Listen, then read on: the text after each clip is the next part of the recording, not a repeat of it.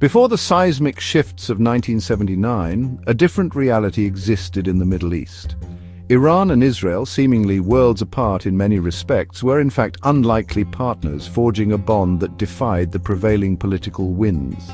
They were quietly cooperating, building bridges in a region often defined by deep-seated hostility and conflict. Iran, under the rule of Shah Mohammad Reza Pahlavi, a leader with a vision for a modern, Western-leaning nation, extended de facto recognition to Israel, a move that was both strategic and controversial at the time. The Shah saw Israel as a valuable strategic ally, a non-Arab entity that could help counterbalance the rising tide of Arab nationalism.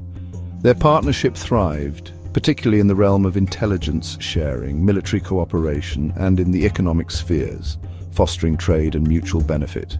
Israel even played a role in training Iran's secret police, known as the Savak, while Iran, in turn, supplied Israel with vital oil resources, a crucial commodity for the Jewish state.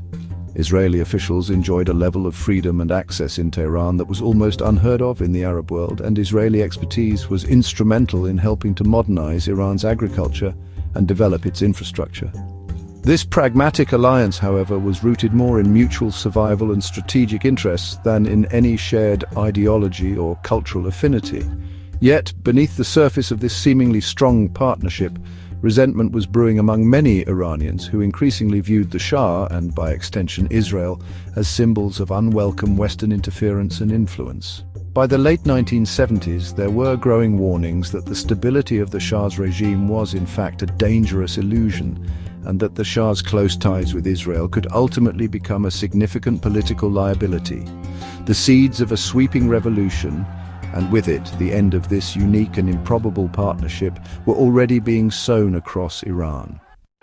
The year 1979 marked a seismic shift in the Middle East with the rise of a new order in Iran. The 1979 Islamic Revolution dramatically shattered Iran and Israel's once close alliance, seemingly overnight. What was once a strategic partnership built on mutual interests dissolved rapidly. Under the leadership of Ayatollah Khomeini, the new regime swiftly severed all diplomatic and economic ties, fundamentally altering the region's geopolitical landscape. In a symbolic act of defiance, the Iranian government handed the Israeli embassy in Tehran over to the Palestine Liberation Organization, PLO. This move, along with the adoption of staunch anti-Zionism as a core principle of the Islamic Republic, signaled a complete reversal of Iran's foreign policy. Almost instantly, Israel went from being a quiet friend and ally to a sworn enemy in the eyes of the Iranian leadership.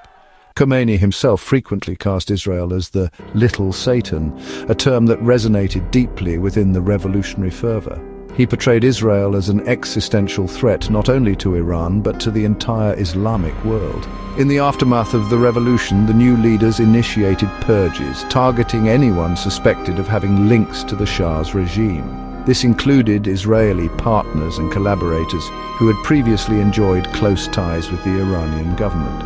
The new Iranian constitution enshrined hostility toward Israel as a fundamental tenet of state policy. This animosity was woven into the fabric of Iranian law and culture, shaping the nation's identity. For Israelis living and working in Tehran, the shift in atmosphere was sudden, palpable, and increasingly dangerous. This rapidly deteriorating situation forced a desperate and hurried evacuation of Israeli diplomats and citizens. The ideological break between the two nations was total and seemingly irreversible. Anti-Israel sentiment became a defining and enduring feature of the new Iranian regime's identity and foreign policy. This animosity was propagated through schoolbooks, fiery sermons delivered in mosques, and relentless state-sponsored propaganda, all reinforcing the same core message. The message was clear and unwavering: Israel was an illegitimate entity and must be actively opposed on all fronts. The rupture between Iran and Israel was not merely a temporary disagreement, but a permanent and fundamental shift. This dramatic turn of events set the stage for decades of deep-seated enmity and ongoing conflict that continues to shape the Middle East today.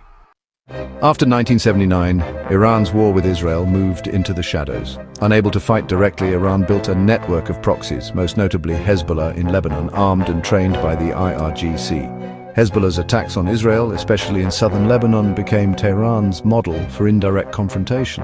Iran also backed Palestinian groups like Hamas, providing weapons and funds to open a second front against Israel. This axis of resistance let Iran threaten Israel from multiple directions, stretching Israeli defenses. The shadow war was relentless. Bombings, rocket attacks, and covert operations kept the region on edge.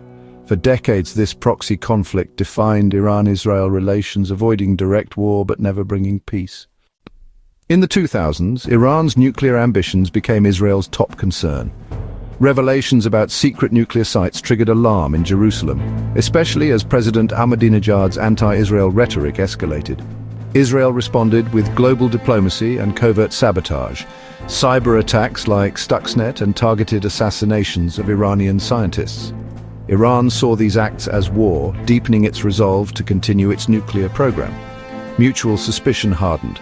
Israel viewed Iran as an existential threat, while Iran saw Israel as a hostile saboteur.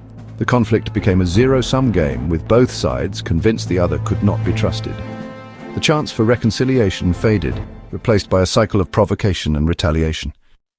The 2015 Iran nuclear deal, formerly known as the Joint Comprehensive Plan of Action, or JCPOA, was forged with the intention to defuse a rapidly escalating crisis surrounding Iran's nuclear program. It was designed to place verifiable limits on Iran's nuclear activities. However, the agreement, rather than fostering stability, instead deepened the existing chasm and intensified the long-standing Iran-Israel divide. The deal became a new point of contention in their already fraught relationship. Israel, under the leadership of Prime Minister Netanyahu, fiercely and vocally opposed the deal from its inception, viewing it as a grave strategic error. They argued that the JCPOA, despite its stated aims, ultimately empowered Iran's regional ambitions and provided them with resources to further destabilize the region. When the US, under President Trump, made the momentous decision to withdraw from the JCPOA in 2018, tensions between Iran and its adversaries soared to new heights. Crippling economic sanctions were swiftly reimposed, and in response, Iran began to gradually ramp up its nuclear activities, edging closer to enrichment levels needed for weapons-grade material. The already intense shadow war between Iran and Israel intensified further. Israel, seeking to contain Iran's influence, repeatedly struck Iranian targets and assets in Syria, while Iran retaliated through its network of proxies, launching attacks on shipping lanes and strategic infrastructure in the region. In 2024, following a highly provocative Israeli strike that resulted in the death of several senior IRGC commanders, Iran took the unprecedented step of launching a direct missile and drone attack on Israeli territory for the very first time. The long-standing era of deniable conflict, characterized by covert actions and proxy wars, had abruptly ended. Open hostilities between the two nations began to unfold, threatening to engulf the entire region in a devastating and widespread war. The intense rivalry between Iran and Israel had reached a dangerous and precarious new phase, pushing the region to the brink. The Iran-Israel conflict is now driven by ideology as much as geopolitics. Anti-Zionism is a pillar of Iran's regime, reinforced by state media, education, and the IRGC. In Israel, the threat from Iran shapes politics and security policy, uniting the public against a common enemy. Even reformist moments in Iran failed to change the core hostility, as real power remains with hardliners. With both sides locked into their narratives, genuine reconciliation is nearly impossible. As of 2025, direct military strikes have replaced proxy wars, and the risk of wider conflict is higher than ever. Without fundamental change in Iran's regime, this enmity will remain a central, perilous feature of the Middle East.